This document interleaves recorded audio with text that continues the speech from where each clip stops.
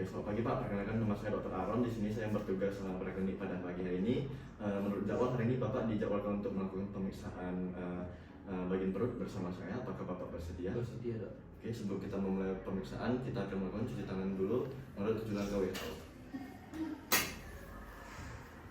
Ya, ingat saya cuci tangan sudah telah dilakukan. Nah, selanjutnya pertama dulu kita lakukan inspeksi pada bagian wajah. Nah, pada bagian wajah kita inspeksi pertama itu pada bagian mata, apakah ada icterus atau tidak. Icterus itu adalah adanya kekuningan pada sklera pasien. Lalu kita juga melihat apakah pasien mengalami anemia hemolitik dengan menarik papilla konjungtiva pasien ke bawah seperti ini. Oke. Lalu kita juga melihat pada pernapasan pasien, apakah pasien menggunakan pernapasan suping hidung. Lalu kita juga lihat pada mulut pasien apakah ada stomatitis angularis ataukah ada kebiruan atau pucat. Lalu kita juga menyuruh pasien untuk membuka mulut dan menjulurkan lidah untuk melihat apakah adanya atrofi pada lidah. Selanjutnya kita lanjut pada pemeriksaan kelenjar getah bening dengan meraba daerah bagian submental, submandibular, anterior auricula, posterior auricula, deep cervical hingga ke klavikul. Lalu selanjutnya kita juga lihat adanya peningkatan atau distensi pada vena jugular dengan menyuruh pasien untuk memiringkan kepala ke kanan. Oke, tidak ada. Nah, selanjutnya kita juga inspeksi pada bagian dada terlebih dahulu untuk melihat apakah adanya kelainan seperti bentuknya yang mencekung ataupun cembung. Nah, selanjutnya kita lihat adanya scars atau tidak. Nah, setelah itu kita lanjut pada pemeriksaan utama kita, yaitu pemeriksaan abdomen. Nah, di pemeriksaan abdomen ini kita juga inspeksi terlebih dahulu apakah adanya asites ataupun distensi. Lalu setelah inspeksi kita akan melakukan pemeriksaan auskultasi. Nah, selanjutnya kita akan melakukan auskultasi pada 9 regi abdomen. Pertama pada hipokondriak kanan. Tarik nafas Pak. Buang. Selanjutnya pada bagian epigastrik. Tarik nafas Pak. Buang. Selanjutnya pada hipokondriak kiri. Selanjutnya pada bagian lumbaris kiri. Dan selanjutnya pada bagian umbilikal, lumbaris kanan, iliaka kanan, suprapubis, dan iliaka kiri. Nah, tujuan dari auskultasi pada bagian abdomen itu untuk melihat apakah adanya gangguan pada peristaltik usus. Nah, selanjutnya kita akan lanjut pada bagian palpasi terlebih dahulu. Oke. Selanjutnya pada bagian palpasi kita akan memperpapasi ringan dulu untuk ke-9 regi abdomen. Tarik nafas Pak. Buang Pak. Tarik nafas Pak. Buang Pak.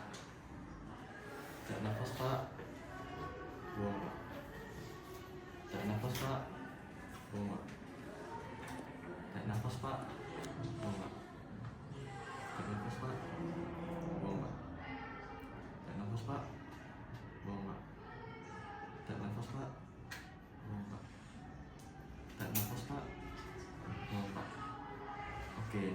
Nah, selanjutnya kita akan melakukan beberapa pemeriksaan, yaitu pada lien dan pada hepar.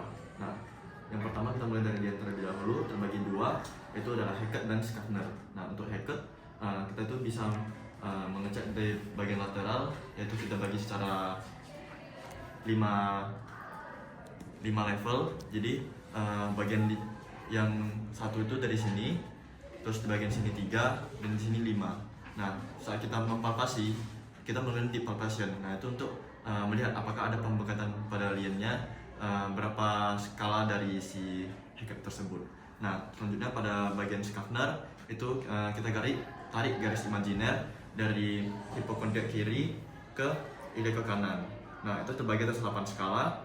Jadi kita bagi itu pertama 2, 4, 6, 8. Jadi 1, 2, 4, 6, 8. Nah, kita juga menggunakan deep palpation untuk melihat apakah ada pembesaran ke area bawah, lebih tepatnya pada area bawah kanan pembesaran gliennya. Nah, selanjutnya kita juga melakukan pemeriksaan pada hepar, yaitu McMurphy sign. Jadi McMurphy itu kita untuk melihat apakah adanya kolelithiasis pada pasien atau tidak. Nah, dan sekalian kita untuk mengecek apakah pasien ini terdapat hepatomegalia atau tidak.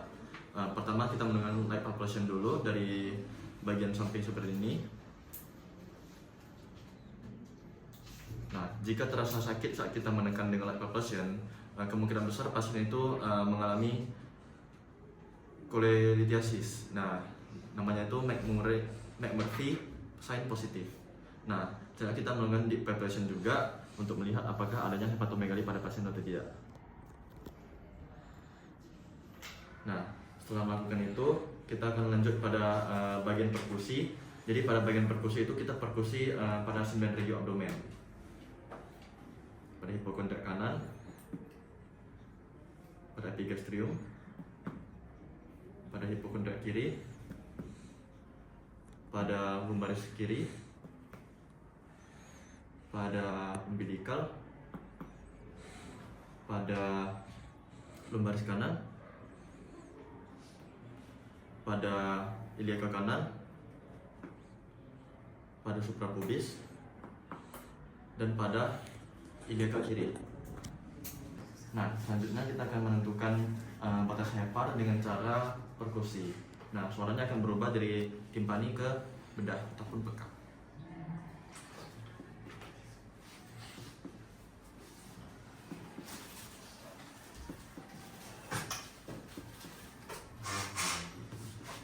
Nah, jadi telah ditemukan batas hepar pada pasien.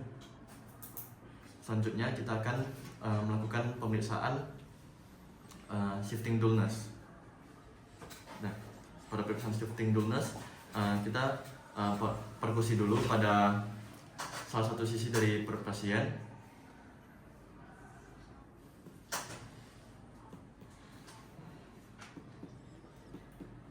Nah, selanjutnya kita menyuruh pasien untuk berbaring ke arah kiri ataupun ke kanan. Kenapa?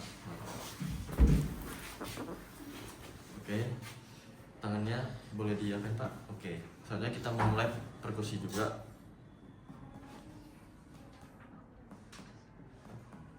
Oke, Pak boleh berbaring. Nah, selanjutnya kita menyuruh tangan pasien itu untuk berada pada garis tengah medial. Oke, nah selanjutnya kita akan memukul pada salah satu bagian sisi pasien untuk melihat adanya cairan atau tidak.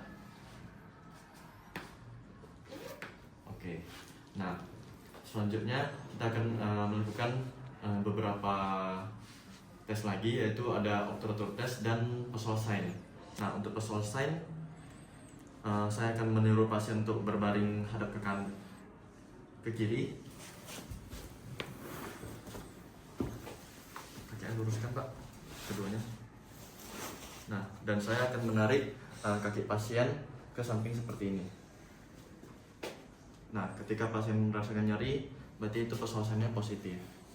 Nah, selanjutnya saya akan menyuruh pasien untuk berbaring kembali.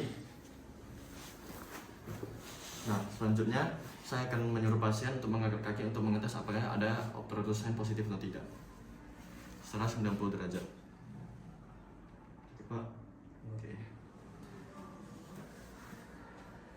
Nah, Bapak, pemeriksaan kita sudah selesai semua. Dari hasil pemeriksaan saya tidak mendapati ada kelainan apapun pada Bapak. Jadi nanti untuk selanjutnya akan diarahkan lagi oleh kawan-kawan kita lain lagi. Oke Pak, terima kasih telah melakukan pemeriksaan bersama saya. Terima kasih Pak. Nah, selanjutnya kita cuci tangan menurut 7 langkah WHO. Anggap saya cuci tangan sudah selesai. Ya Bang.